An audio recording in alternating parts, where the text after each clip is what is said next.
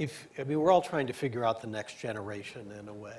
I mean, it's an interesting sort of thing. We teach these students, we are around these students, we observe them, and at a place like Columbia or a Penn, you have these wonderful, gifted young people, and we know they're going to be the people who will be significant leaders in the future, and it's important to know something about them, and we can ask them, but they don't always tell us what's really going on in their minds.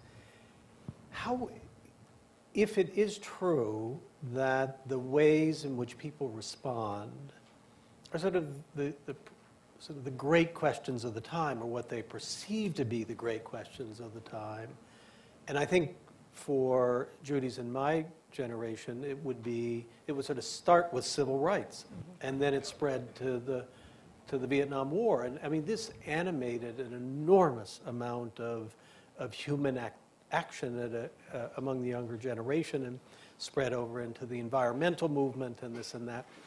How would you characterize that now? That is, what are the great issues that are sort of capturing people's motivations? Diane? Well, I definitely have, here we go again, I definitely have a stance on this issue.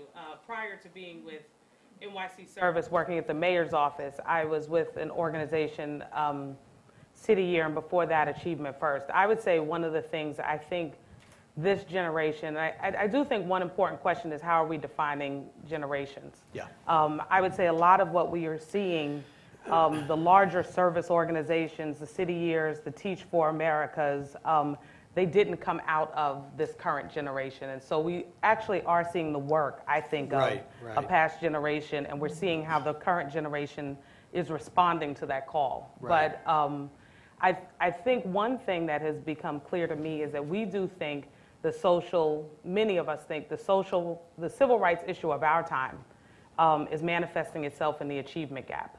And I think we're seeing that in different arenas. So I think the one that people point to often is the achievement gap, and how we're seeing it in students' academic achievement based on their color and their socioeconomic status.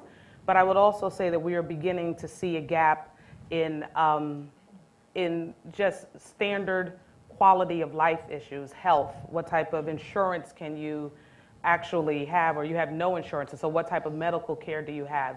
I think this need for equality is something has been the same across the generations, but I think we're focusing largely now on education and health. Okay, that's very important. Yeah, I would add a third. I think that students today, young people today, are deeply focused on the environment. Yeah. And if there is real action in Washington, I honestly believe it will largely come from the kind of advocacy that many people, but younger people in particular, are showing. And people are really saying, we're doing this for our children and our grandchildren. When they talk about wanting to mitigate against climate change, think about resilience and adaptation to the current changes. It's an equity issue, and of course it's a health issue and a poverty issue. Certainly the face of it couldn't have been more clear after Katrina. So what environmental issues often do is make more evident what the face of poverty looks like in a particular place. And really galvanizes both attention and action. I am convinced that young people are captured by that notion. They really do understand that their planet and where they will live in the next several years is degrading very quickly as a result of human behavior, much more quickly than anybody expected or paid attention to, even 20 years. And they are acting in very responsible ways and forcing us to act more responsibly as well, I hope. And so